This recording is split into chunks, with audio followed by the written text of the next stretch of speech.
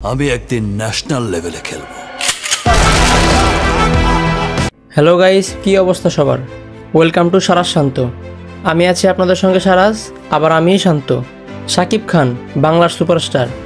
তিনি তার ক্যারিয়ারে অনেক সিনেমা করছে, অনেক। হিসাব করতে গেলে তার সংখ্যা সেঞ্চুরি ছাড়িয়ে যেতে পারে। আমার সঠিক সংখ্যা জানা নাই, তাই শিওর হয়ে কিছু বলতে পারতেছি না। তো যাই হোক, এই এতগুলো সিনেমার মধ্য থেকে IMDb রেটিং দেখে হিট 10টি সিনেমার তথ্য দেব আপনাদের। তো কথা না বাড়িয়ে ভিডিও শুরু করা যাক। তার আগে আমার চ্যানেলে যারা নতুন আছেন তাদেরকে বলছি অবশ্যই চ্যানেলটি সাবস্ক্রাইব করে রাখুন। So let's start the video.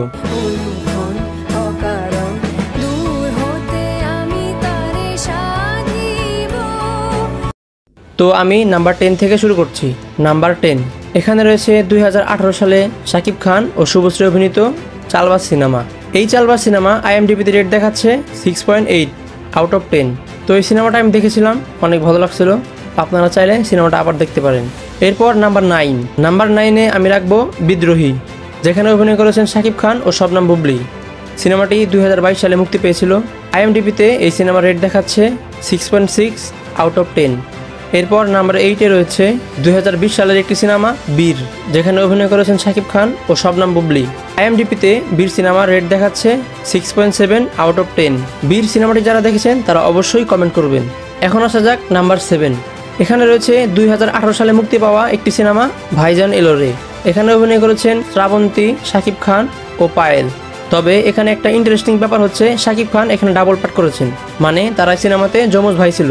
সিনেমাটি আমি তখন দেখছিলাম এবং অনেক এনজয় করছিলাম। IMDbতে এই সিনেমার রেট দেখাচ্ছে 7.0 আউট অফ 10। এরপর নাম্বার 6, নাম্বার 6-এ রয়েছে 2016 সালের একটি সিনেমা, যেটি ছিল শাকিব খানের ইন্ডিয়াতে প্রথম সিনেমা। বুঝতেই পারছেন আমি কোন সিনেমার কথা বলছি। হ্যাঁ, শিকারি।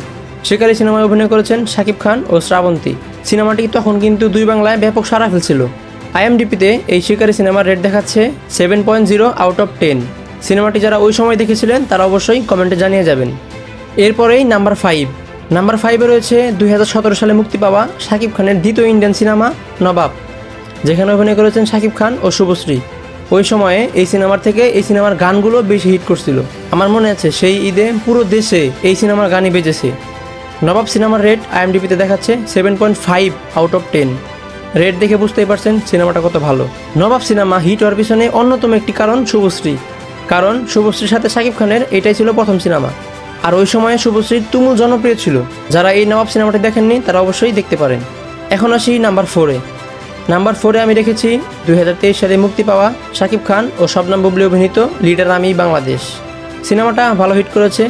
IMDbতে রেট দেখাচ্ছে 7.8 আউট অফ 10। এই সিনেমাটা কালেকশনের দিক থেকেও টপ 5-এ থাকবে। আফসোস, এই সিনেমাটা আমি এখনও দেখতে পারি নাই। যারা যারা আমার মতো এই সিনেমাটা দেখেন নাই তারা অবশ্যই কমেন্টে জানিয়ে যাবেন। এইবার আসা যাক টপ 3-তে। সেরা 10টি সিনেমার 7টি আমি বলে দিয়েছি, আর বাকি আছে 3টি সিনেমা। এই 3টি সিনেমা জানতে হলে আপনাকে দেখতে হবে এই ভিডিওর নেক্সট পার্ট। এই ভিডিওর নেক্সট পার্টটা 2-1 দিনের ভিতরেই এই চ্যানেলে আপলোড করা হবে। ততক্ষণ আপনারা কমেন্ট করুন এই 3টি সিনেমা কি কি হতে পারে এবং কার অবস্থান কোথায় হতে পারে। এখানে যারা মোটামুটি লিজেন্ড আছেন তারা হয়তো এতক্ষণে বুঝেও গেছেন এবং কমেন্ট করেও ফেলেছেন। আর যারা করেননি তারা নেক্সট পার্ট দেখতে অবশ্যই চ্যানেলটিকে সাবস্ক্রাইব করে রাখুন। দেখা হবে পরের কোনো ভিডিওতে। ধন্যবাদ।